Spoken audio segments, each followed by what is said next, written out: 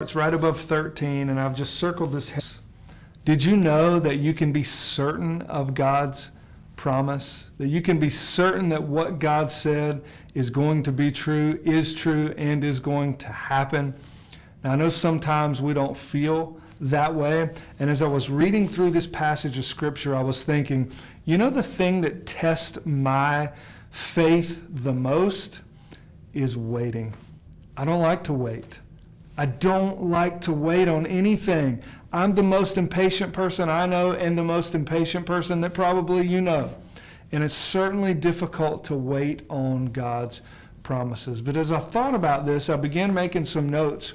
And almost every one of God's promises that were fulfilled and have been fulfilled in Scripture, people waited on. They waited on the Lord. And we've got to be reminded that God's timing is not our timing. And I know this is difficult because I want my timing to be God's timing, and it's not often that way. Oftentimes there's a waiting process, because in that waiting process, guess what we're doing? We're trusting God, just like we talked about 2 days ago. We're trusting God in the waiting process. It says in Hebrews chapter 6, verse 13 through 15, it says, "For when God made a promise to Abraham, since he had no one greater by whom to swear, he swore by himself," which is amazing, right?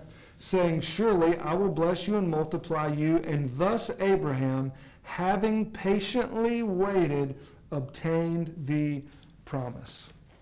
And I know this is so hard to do.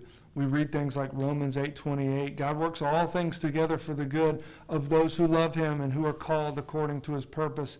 And you look around in your life and you go, God, where is the goodness in this? I don't feel it. I don't see it.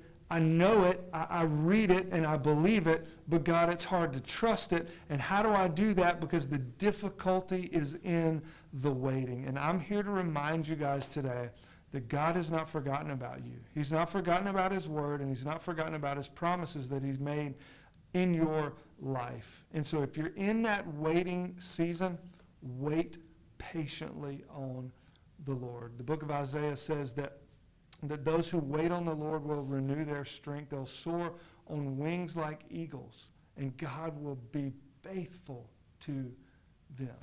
He'll give them renewed strength. And so if you're in that season today, know that God can be certain and trusted to keep his promise. So walk in that today. Believe that. We hope you have an awesome day. God bless you, and we'll see you tomorrow.